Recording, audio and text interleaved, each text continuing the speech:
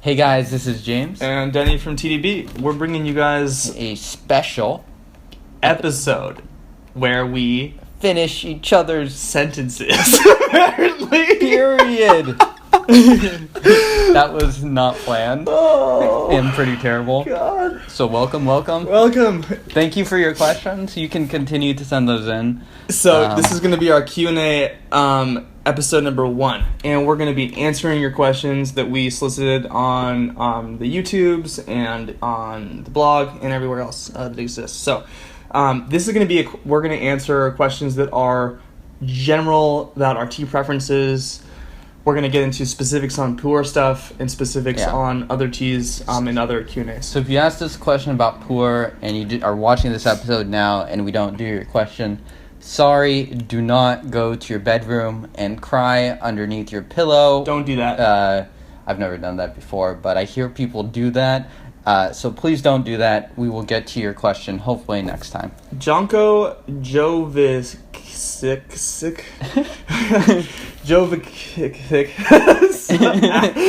Good start. Asks, what food do you pair with what tea, and what are your thoughts on food pairing with tea? James? Well, I think it depends. I guess for me, generally my more serious teas will be rarely paired with food. Mm-hmm. I do like to have food before tea, and I like to have food after tea, especially because I drink so much Pour. Mm-hmm. So it's nice to have something like, I don't know, maybe a little bit of carbs or something to just a help buffer. to settle your stomach. Totally. Because tea can be an intense experience, especially if you're drinking something like raw Pour or young raw Pour, and you haven't had anything to eat. It could be as simple as that. Some people complaining about stomach complaints. Yeah. Eat something and then try to drink. I'm the same way. I tend not to drink teas with food often. But I will, like James is saying, I'll finish a meal with a Pour, and I usually, if not always, will need food in my stomach before drinking any sort of Pour. And the obvious exception to this rule would be something like dim sum, which is also called yum cha, which is drinking tea with dim sum, essentially. You want to ask the next one from Tiago? Tiago. Here's mine. Danny. No, your name's actually Denny. It is. Admit it, you prefer Wooey's over Pour, don't you? I had a little bit of sass. I know you just did, for you, Tiago. I really don't actually have a huge preference, and I think we've just been drinking a lot of Wooey on the show. And then James was really kind and actually gave me some Wooey from Taiwan. So I've been drinking it regularly. I really like it, obviously, and I think there's a lot to the category itself. A lot of interesting flavors within the sort of rock taste. But that being said, I probably end up preferring Pour more. Okay. Overall. So, but good question. Yeah, and I mean, like, it's obvious that I drink a whole lot of Pour, and so I think because of that, the show tends to move a little bit more, especially in the last year and a half or so, more into the Pour sort of direction. Michael Horvath. All right. Horvath. Probably an Israeli person, I'm guessing. Maybe. Asks, how much tea do you drink on average? I usually drink 6 to 8 grams, but when I'm at home a whole day, all of the day, on the weekend or during the exam periods, I tend to drink 16 to 20 grams of tea. Is that too much? I don't have problem with sleeping. Some grammar corrections in there. Which is fine. Which is great. So, James, how much tea do you drink on average? I guess he's asking about it in gram amounts, and which is interesting. I actually do think of it a little bit in terms of grammage myself. Okay. My average, so if I'm drinking totally by myself, I'm not sharing tea with anybody, right. It's all mine, then I will usually have 2 teas in a day, 1 in the morning, 1 in the afternoon, and I try to stop my drinking before dinner time.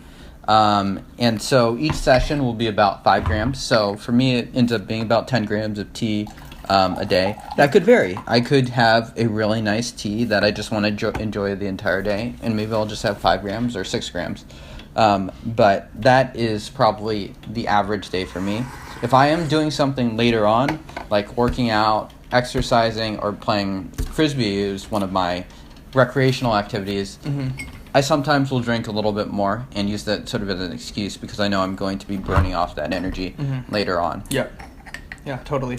I'm actually pretty similar. I'll do 2 sessions a day, and that will range from 6 to 13 to 14 steepings, and that's going to range in the gram amounts from 3 to 6 grams, probably around 4. So I'd say I probably consume about 8 grams of tea per day. Sometimes it's one steeping in one session, and sometimes it's I have friends over and we're drinking 4 different teas and getting a little tea drunk, and And this is holding so much water. And Oh my God. to answer his other part, on the weekends, do you drink more? I actually don't usually, but it's gonna probably revolve more around my friends. If I'm hanging out with my friends or not. But interestingly enough, I'm less sensitive to caffeine on the weekends than the weekdays. I think it's the stress of having a work week a little bit that the caffeine kind of amplifies its properties with that somehow for me. So I can feel like drinking a couple cups of coffee in the morning on a weekend and 2 sessions of tea and not be antsy at all. Weird. Okay. So Very interesting. how about you? Weekends, any difference? It depends. It depends what I'm doing on that particular day or whatever. If I think I'm going to be doing a lot of stuff, then maybe I'll have a little bit more tea. Or if I'm drinking with friends, which sometimes I do on the weekends, then it's usually a good excuse to drink a fair amount of tea or share some tea with someone. What was the first tea that made you go wow and turn Wow. you into a tea addict? Asks Bogdan. Good luck. I'm not going to even try your last name. Sorry, dude. But Thank you for the question. yeah, thanks for the question. So, James. That'd be a really tough question for me. I don't know if there was a particular tea that was a turning point. I'd say more of the turning point for me was when Denny bought a bunch of tea for the office, and I was like, what the fuck is this bullshit? Wasting my life savings, and now I waste my life savings on my own free will. So Yeah. and I think those teas, there's a lot of high mountain teas, a lot of Taiwanese teas that were procured locally. What about for yourself? So I'm gonna tip my hat to Brett, who used to work at Phoenix, And who was on the show, actually? He's been on the show, and who was working at a place called the Teacup in Queen Anne in Seattle. And I can't frankly remember what specific teas. I remember having a very luscious silver needle early on from him that he recommended. And I was like, what is this? This is incredible. So I think it started when I didn't know anything and I had no idea what I was really drinking. But I realized early on, wow, there's a lot of different teas out there. And we were drinking Lapsang and then also Earl Grey and everything else too. So it was early on for me. But I think, And how old were you? man, 8. Damn. Yeah, I was young. My mom would go there to get her Lapsang fix, and I would just ask questions and try different stuff. So I was lucky. Cool. Yeah. And then I think later on it was Lydia at Seattle Best Tea who got me into those high mountain Taiwanese And oolongs. she ended up being sort of our office supplier for a short amount of time. She did. She had the goods. Okay.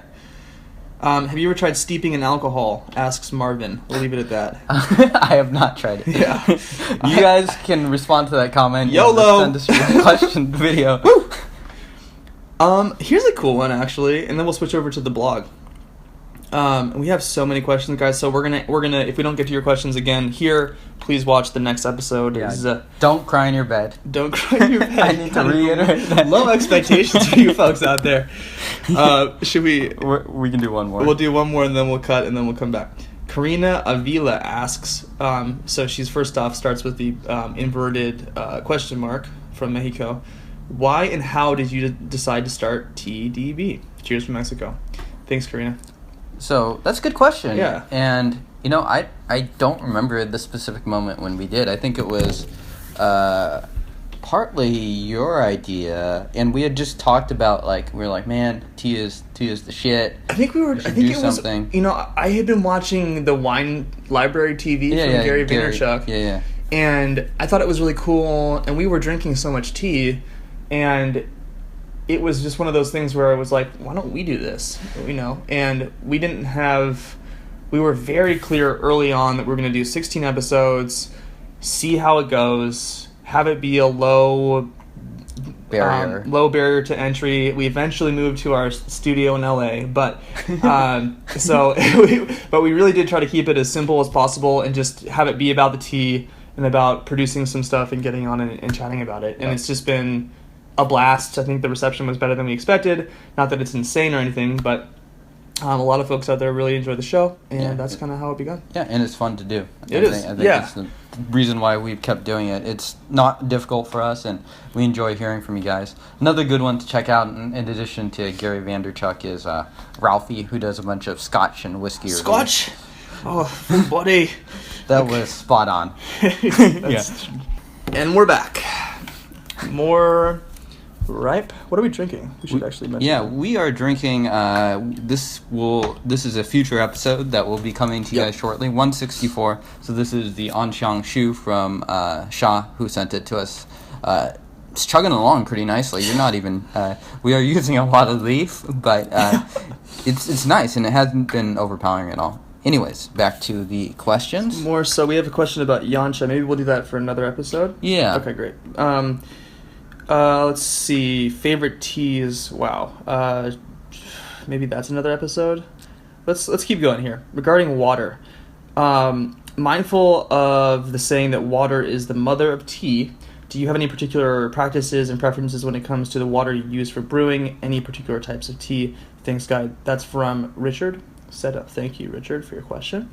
It's a good question. I'll go ahead and answer first. I use a very simple carbon filter to filter my water, and that's it. Besides that, I just have a large glass kettle is what they're called, and I keep it really simple. Boil the water and then make the tea. So, how about you, James? Yeah, and I think for me, and we filmed TeaDB at my apartment for you guys. We have a very simple setup. We just pour the water in just straight from the tap and boil it up. And sometimes we'll use a Tetsu bin. It's a little bit warmer outside these days, filming in June, so a little bit less so right now. But very simple setup. Holy crap, that tea is chugging along. It just goes immediately pitch black. Yeah. But we are also, for your reference, in the Pacific Northwest.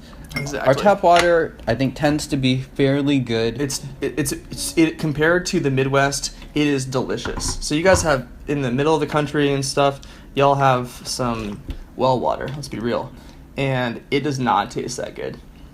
I remember growing up, going to visit my relatives in Ohio. Let's talk some shit. And I was like, what's wrong with this? Something is terribly wrong here. But we have really delicious, really delicious water out here. Now, that being said, one of our guests who's been on a few times, Glenn, of Crimson Lotus, he'll go out and actually pick up spring water. And I can, I have a few in between episodes out in the mountains, and it tastes great as well. But I don't really notice a big difference between the spring water and as well as Scott from Bend, where we literally took some water from the water. Yeah, from the mountain, from the stream. Yeah, snow melt, I think. Yeah, exactly. So, and that was delicious. Yeah, as well. And fun But I mean, like these teas, I can enjoy them. Maybe I'm acclimated to the water, but. And it's very simple. And I think that's also part of my enjoyment is the fact that the setup is so simple. It's not something I need to fuss around with. I'm not like, I want to have wooies on Wednesday. I better pick up my Icelandic special water thingy. Yeah, so it's the low-key setup, but I found it to be reasonable. And, again, for you folks that are in the Midwest and other places, maybe it would be beneficial for you guys to experiment with doing using a couple of different filters to get the flavors from the well water out and have it be tasting a little bit cleaner and clearer. I definitely noticed it just drinking tap water out there. So But we're lucky out here that we don't have to worry about that. Mm-hmm. Okay. All right, next question. Yeah, from Oop. You pronounce that wonderfully. Oop, hashtag, Oop, pound sign. Pound sign. Oop, pound sign, thank you for your question, asks, I'm always fascinated by how a reviewer handles the things they dislike. You never seem to fully dislike the things in your show, which is fair. I have something good to say about all of my teas too, but you go through so much. True. Both of us. Do you just not show these teas at all, or find the good ones about the good things about them, and just bring their flavor for others? Describe their flavor for others. After all, good tea is subjective. I understand that it's delicate balance since we're getting free tea, yada yada. So perhaps it is more the case that you like all of these teas. Clearly, we're passionate about it, but the degree is different for each.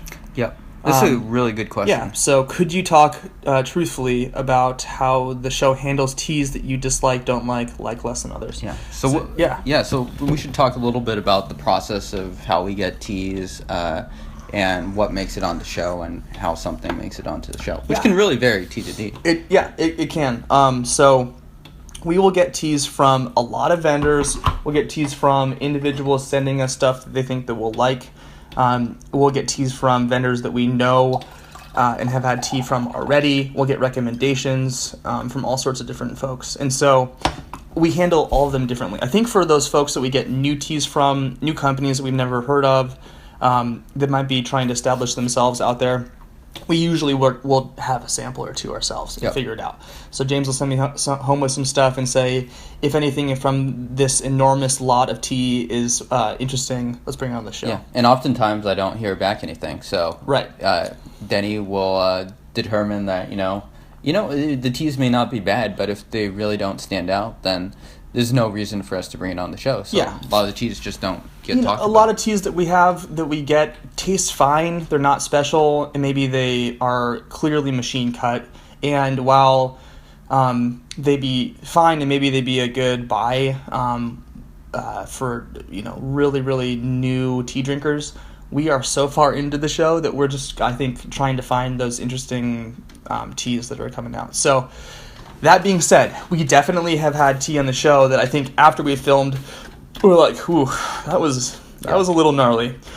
I'd say, and this is just being totally honest about it, I think that the fact that we get free tea from you guys out there is somewhat of a deterrent for us to be like, this tastes like horseshit.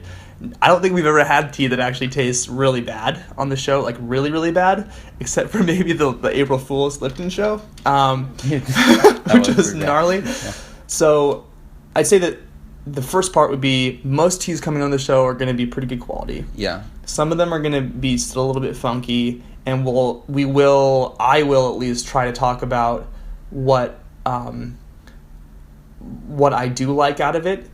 But I will say that when we have teas that are hard to describe, it doesn't mean they're bad. And we have those happen. We get a lot of those teas coming on the show. What's your experience, James? Yeah, and I would also say that it could vary depending on the tea type. I tend to filter out a lot of the pours. So the pours will usually be brought on for one reason or another, and usually I'll be in charge of selecting it, or Denny might have something that he wants to bring on for a specific reason. Yep. So usually, like this tea, I had it once before. I knew it was good. I know Denny drinks a lot of ripe tea, so I really wanted to see what he thought. And I was almost confident that this is pretty damn good ripe tea before we brought it on. So with the pours, it's a little bit, it can be more curated. For other teas, I think they might be a little bit less curated. A lot of people are like, why do you hate green teas? Why do you hate white teas? And, we just don't drink those as much. So when we bring those on, you need to take into account our opinion as people that don't drink those teas all the time. And not always is it going to be filtered. And I don't know. I tend to enjoy most of those teas when we do drink them. So my opinion isn't dishonest per se, but it's also a tea that I would not drink or buy normally. So that needs to be factored in. I think that when we tend not to say this tea is bad. But when we say things like, I think you could translate stuff like this tea has, doesn't have too much going on yet to it's not good yet, or this tastes like a run-of-the-mill center of the category wooey oolong. To me, probably means this isn't the most special oolong wooey oolong I've ever had. Yeah. And that's probably going to be about as much as we're going to give. Unless it's very obvious. Right, unless we're just like... Yeah, or if it's like a comparison episode where it'll be like, I clearly prefer this version versus this one. Yeah. So, yeah, it can really depend to what our answer is. I mean, frankly, most of the bad teas never make it onto the show. Yeah. And are never heard of. So, but just to dwell on this a little bit, because I think it's interesting, at least something we don't talk about on the show really at all. So when you're drinking a bad tea, James, and we're not filming, obviously, what do you do? I mean, do you just say, this is gross, I'm done? It depends why I'm drinking it. Yeah. Like, if I think a tea might be bad and I'm drinking it and my suspicions are confirmed, I will toss that as fast because I don't want to waste my tea drinking on bad or mediocre tea. Yeah. So if I'm writing it up in a report, I will try to include that in the report. If I'm not, then I will stash it away in my notes, and you guys will probably never hear about it. Yep. And that is a fair deal of teas. Yeah. So, especially when it comes to pour. So, yeah, that tends to be how I do it. I'm the same way, especially if there's some just gnarly, gritty tea that just 3 rinses in, it just still looks gross. Sometimes I won't even taste it. I'll just be like, this doesn't look good. Or if tea is clearly just really like machine cut and the quality of the leaves are bad, I'll have it like one sip and I'm like, there's no way I'm going to be able to brew this that makes it taste good. And I'll just toss it. It's not a big deal. I mean, you could definitely use those for iced tea and it'd be fine. Yeah. But we'll also never bring a tea on, I don't think, deliberately to just trash it. We aren't going to be like, oh, this tea sucked, let's bring it on TeaDB. It's like going on and picking at like the weakest guy in prison or something. It's like we don't do that. Wow. It's getting real.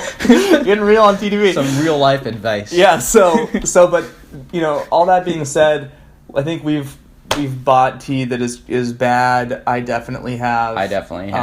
And it's going to happen. So just because it's Camellia sinensis and it might look pretty, or you spent a lot of money on it potentially, doesn't mean that it's good. Yeah. So tea is a subjective experience. It's what you like out of it. So take it all for how you guys will. But great question. All right, let's do one more. Yeah, one more. I think that's almost... And feel free to continue to post questions specifically on Pour and other teas. We'd be curious to hear from you. We're going to keep doing a couple more of these Q&As. Yeah, so our final question for today is from Uncle Larry. Oh, hell yeah. Oh, Uncle Larry. I love Uncle Larry. What have you mastered in tea, and what do you wish to master? Cool question. James. I don't know. I struggle with the word like tea master. Yeah. I've always found it to be kind of a off-putting term. So I guess I would say to that it really I would say that I have done the most sort of personal growth as far as tea learning, especially sort of in the realm of Pour, and that's where I found that where I've ended up. So I don't know. I mean, I feel like I've done it largely through just like drinking a lot of tea and thinking about tea a lot. I definitely would not call myself a Pour tea master or a tea master in any realm of that word. But what do I hope to learn? I don't know. I mean, I'm moving still in sort of that direction of teas, and that's a tea that I enjoy and I'm passionate about. So it's hard to say. It's hard to say where exactly I'll move. What about yourself? Yeah, it's a tough question, and it's never particularly fun to gloat or feel like you're gloating, but I'm the best. No. So what have I mastered? I think that one of the most important parts of the experience of drinking tea for me is slowing down, and I think I've gotten better and better at that, but that's something that is going to constantly be on my mind when I'm drinking tea. But that has enabled me to be a little more attentive to what's happening, my experience of drinking the tea, if I'm focused or not, and even being aware of that. So that is always going to be a pursuit. In terms of what I'd like to master, I don't know if I'd say master, but I'd like to get more and more into young raw. I think it's really interesting. Besides that, I'd say the next thing I'd like to do is go to Asia and see some tea farms. You should. And see some tea markets. So James has definitely been able to do that, and I would love to do that as well. Yeah, and I think Denny's answer was really good, so I want to add a little bit to mine. Yeah, please. And I would say one other thing that I've really learned just through drinking a lot of tea is more just about how my own body reacts to certain things. It's made me very conscientious of, like, this tea will affect me, and I think that's affected me in terms of, like, the foods I eat and stuff like that, and understanding, this is my day, this is how I'm going to drink my teas today, and this is how food does, and hopefully it works out. And sometimes I'll fuck up and I'll drink way too much tea, and I'll be lying in bed at midnight, or like I'm in Taiwan, and I just can't help but to overindulge, and I'll be like, fuck. but I would say overall, if you were to take me now and me like 4 years ago, I would say I know a lot more about how my body will react to certain teas and certain things beyond tea as well. That's cool. So the idea of just that you're being more aware and observing your own reactions has translated beyond tea to other parts of your life, which is always cool. So awesome. Well, thanks, Uncle Larry, for that great question. Love it. We will call it there. Let's call it there. So this has been Q&A, questions, your questions answered. Yep. Number 1, that'll be the title. Maybe. And stay tuned for, of course, our normal weekly schedule. Yep. We are up to 164, and I'm sure there'll be more and more and more. We're going to hit 200. Exactly. Holy smokes. Yeah. Wow.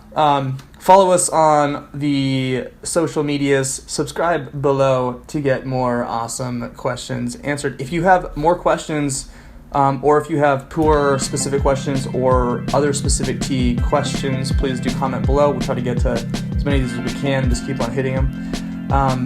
Let us know in the comments if you liked this format. And subscribe, do all that cool stuff. PayPal, send us $1 million. And we will see you guys next time. Cheers. Cheers.